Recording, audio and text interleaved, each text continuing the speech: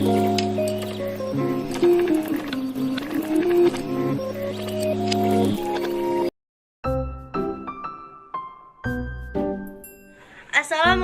warahmatullahi wabarakatuh. Perkenalkan, nama saya Wandahria Ayuningtyas dari kelas 11 MIA 2. Di sini saya perwakilan dari kelompok 4 yang akan membahas materi tentang mekanisme sistem pencernaan pada manusia, pada hewan ruminansia, dan gangguan sistem pencernaan makanan pada hewan ruminansia dan juga manusia. Yang pertama akan saya bahas adalah mengenai sistem pencernaan. Apa itu sistem pencernaan? Saluran pencernaan atau disebut juga dengan saluran gastrointestinal adalah saluran yang memanjang dari mulut hingga ke anus. Saluran ini berfungsi untuk mencerna, memecah, dan juga menyerap zat gizi makanan untuk dikirimkan melalui peredaran darah. Pencernaan makanan ini adalah proses mengubah ukuran makanan dari semula yang berbentuk besar menjadi berukuran yang lebih kecil dan halus. Pada proses ini pula, makanan dipecah dari molekul yang kompleks menjadi lebih sederhana dengan menggunakan enzim yang dikeluarkan dari saluran pencernaan. Selanjutnya adalah mengenai proses pencernaan manusia.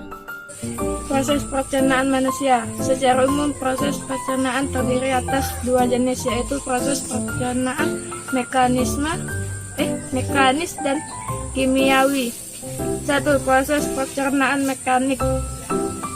Proses pencernaan mekanik adalah proses pencernaan makanan yang dilakukan dengan gerakan seperti mengunyah, menelan, memompa, menghancurkan, dan meremas makanan. Pencernaan mekanik bertujuan untuk mengubah ukuran makanan menjadi lebih kecil. 2. Proses pencernaan kimiawi. Proses pencernaan kimiawi adalah proses pencernaan makanan yang melibatkan enzim. Pencernaan kimiawi ini bertujuan untuk mengubah partikel makanan yang kecil-kecil jadi bentuk yang siap diserap sama tubuh. Selanjutnya yaitu mengenai organ-organ pencernaan pada manusia.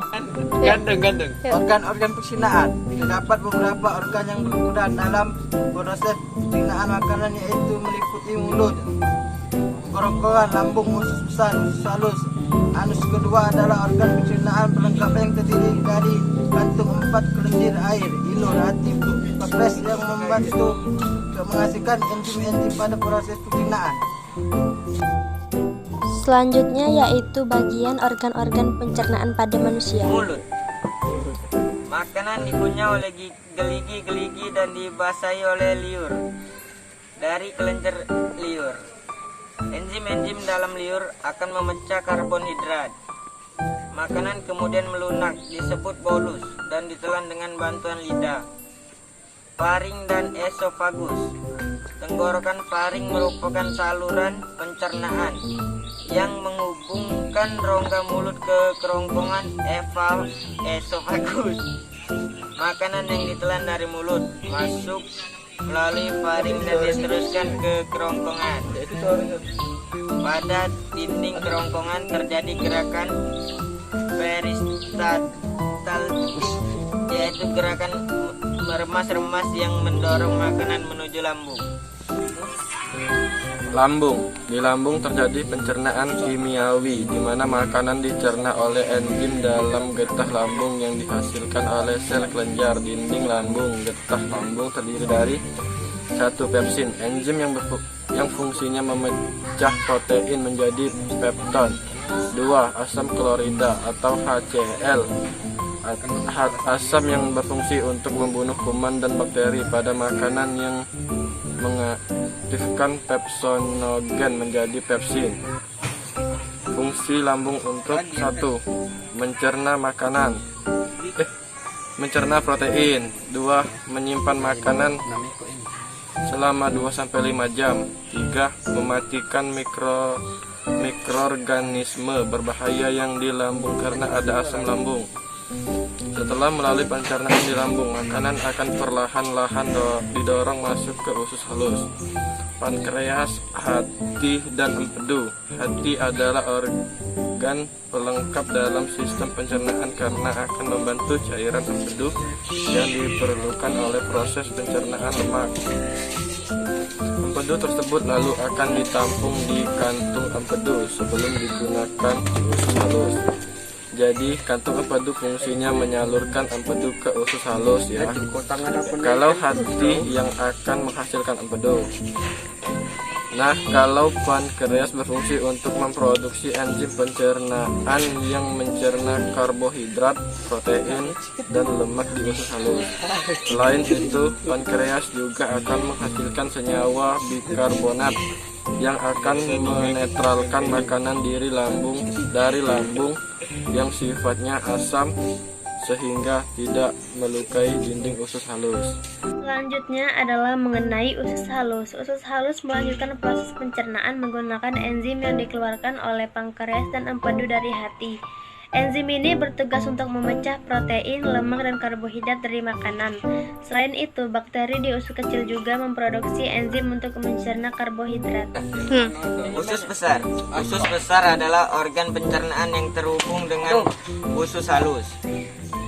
Sisa makanan yang tidak bisa dicerna dan diserap tubuh lalu akan diteruskan ke usus besar. Ini karena usus besar berfungsi untuk membusukkan sisa makanan, membentuk fases dengan dibantu oleh bakteri E. coli. Nah, ini di usus besar terdapat beberapa bagian, yaitu 1. Kolon sebagai tempat pemadatan fases atau penyerapan kembali air dari zat sisa. 2. Rektum sebagai tempat menyimpan fases sementara waktu. Selain itu, ada pula umbal cacing, yaitu bagian yang berbentuk memanjang seperti cacing. Bagian ini bisa membengkak jika ada sisa makanan yang tersumbat di dalamnya, lalu menimbulkan penyakit usus buntu. Rektum dan anus. Sisa isi usus besar yang telah menjadi WC kemudian disalurkan ke arah rektum. Rektum adalah bagi aki dari usus besar yang berfungsi sebagai tempat tampungan WC sementara sebelum keluarnya dari tubuh.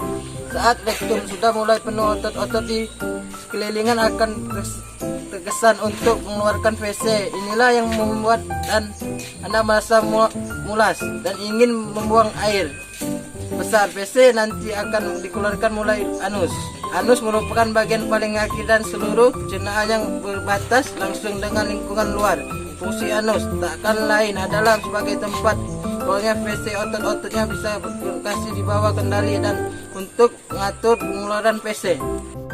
Selanjutnya, gangguan pada sistem pencernaan manusia. Gangguan pada sistem pencernaan manusia. Gangguan ini bisa disebabkan oleh berbagai hal seperti bakteri pada makanan, stres atau infeksi seperti sariawan yang disebabkan oleh luka tergigit, kekurangan vitamin C, dan lain-lain.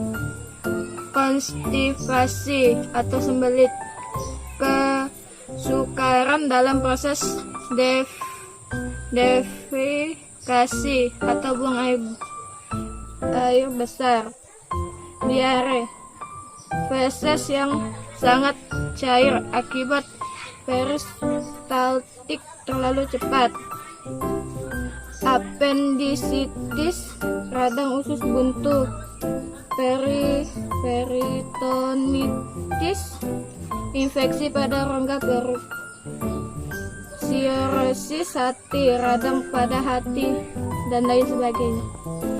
Pengertian hewan ruminasia. Hewan ruminasia merupakan hewan pemamah biak, pemakan tumbuhan, atau herbivora. Sistem pencernaan pada hewan ruminasia lebih unik dibandingkan dengan manusia. Hewan ruminasia dapat mengunyah atau memamah makanan melalui 2 fase. 1. Fase pertama terjadi pada saat awal makanan masuk. Makanan hanya dikunyah sebentar dan masih dalam tekstur yang kasar. Selanjutnya makanan akan disimpan di dalam rumen lambung.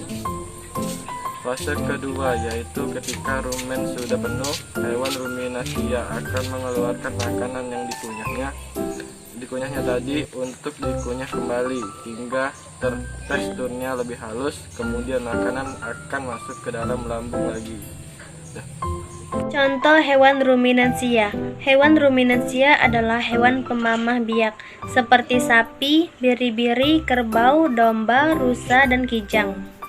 Yang selanjutnya akan kita bahas adalah mengenai organ-organ pada hewan ruminansia. Organ-organ pada hewan ruminansia beserta fungsinya. Terdapat 5 organ pencernaan pada hewan ruminansia yang berperan dalam proses pencernaan makanan di dalam tubuh. Organ-organ tersebut saling terhubung satu sama lain sehingga membentuk suatu sistem pencernaan. Berikut ini adalah ilustrasi sistem pencernaan hewan ruminansia. Berikut ilustrasi sistem pencernaan pada hewan ruminansia, yaitu terdapat esofagus atau kerongkongan, dan juga ada retikulum, rumen, abomasum, omasum, rumen usus halus. Rongga mulut berfungsi sebagai tempat masuknya makanan dan dimulainya proses pencernaan rahang hewan ruminasi dapat bergerak menyamping untuk mengelilingi makanan.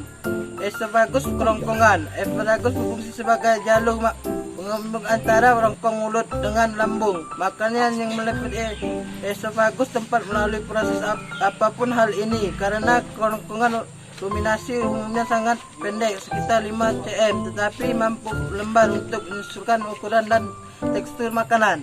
Lambung adalah makanan yang telah melewati esofagus kemudian akan menuju lambung.